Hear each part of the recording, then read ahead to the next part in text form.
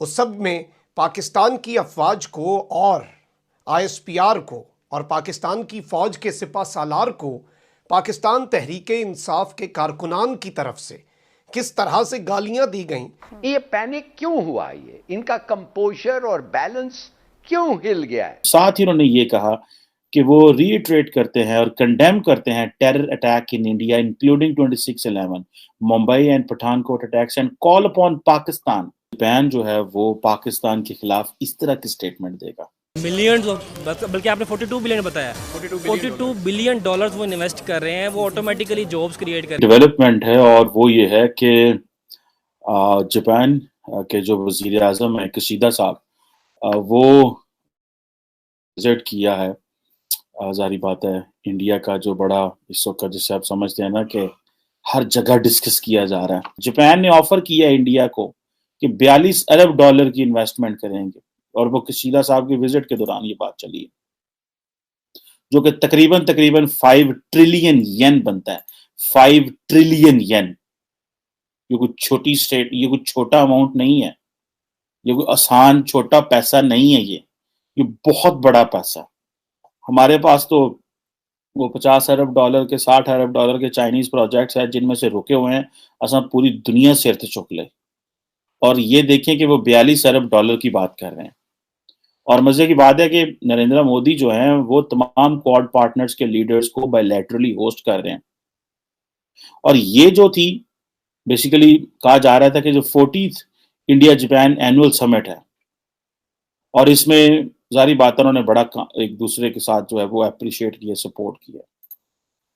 اب مزے کی بات یہ ہے کہ جیسے میں نے پہلے کہا کہ پاکستان کو تو پتہ بھی نہیں کیا بات ہے. اگر آپ جوائنٹ سٹیٹمنٹ پڑھیں گے اس وزٹ کی جو کہ انڈیا کی جو منسٹری آف ایکسٹرنل افیئرز ہے اس کے میڈیا سینٹر نے جو ہے وہ شیئر کی ہے، اس کا جو پیرا پاکستان کے حوالے سے ہے وہ بڑا خطرناک ہے. اور میرا نہیں خیال کہ پاکستان کی گورنمنٹ یہ ایکسپیکٹ کرتی ہوگی کہ جاپان جو ہے وہ پاکستان کے خلاف اس طرح کی سٹیٹمنٹ دے گا.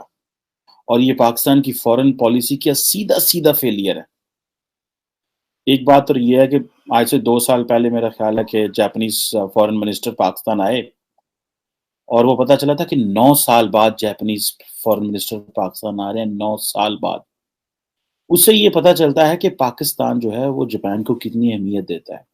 ریسنٹلی مجھے پتہ چلا کہ پاکستان نے کچھ جاپان سے قرضے لیے ہوئے تھے، اور وہ قرضے ہم واپس نہ کر سکے، اور جاپان کی پالیسی یہ ہے کہ اگر وہ ایک دفعہ ویو آف کر دیں قرضہ تو وہ دوبارہ قرضہ دیتے نہیں، لون نہیں دیتے.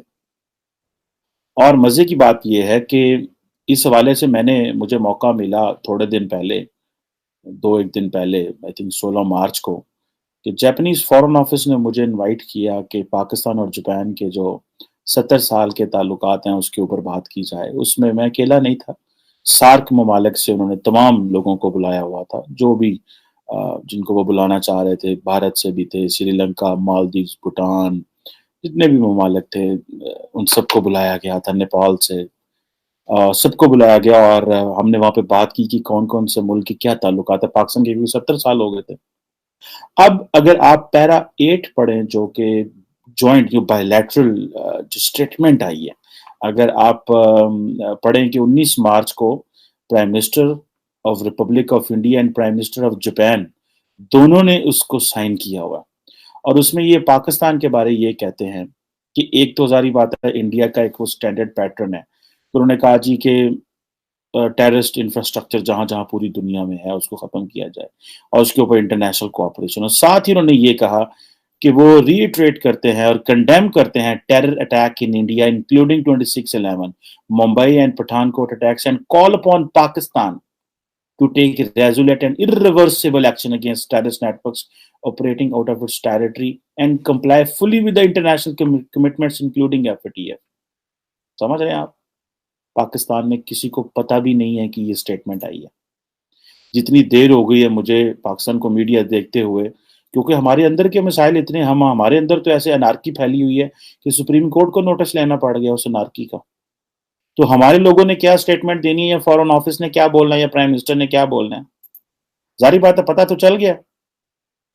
اب یہ دیکھیں کہ جاپان جو ہے بھارت کا تو ٹھیک ہے پاکستان کے ساتھ پرانا مسئلہ ہے، پاکستان نے بھی تو پوری دنیا کو بتایا تھا کہ پاکستان کے اندر جو ہے وہ بھارت دہشت گردی کراتا ہے اور ہم نے ڈوسیئر بھیجے.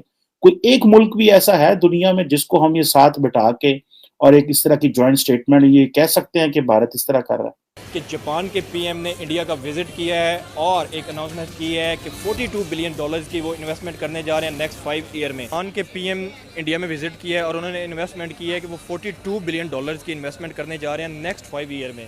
تو اس سے انڈیا کو کیا فائدہ ہونے جا رہا ہے اور انڈیا کی جو اکانومی ہے اس پہ کتنا فرق پڑے گا اس کا؟ As India has a good economy right now, so if they are investing here, the foreign investment will definitely make India more stronger. So it's good for their economy, obviously. لیکن اس سب کے اندر ایک بہت بڑا منصوبہ اور ایک بہت بڑی سازش، اور اس سب میں آپ کو معلوم ہے کہ 23 مارچ کی پریڈ آنے والی ہے. اس سب کے اندر ISPR کی طرف سے کچھ معاملات کیے گئے، کچھ ٹویٹس کیے گئے.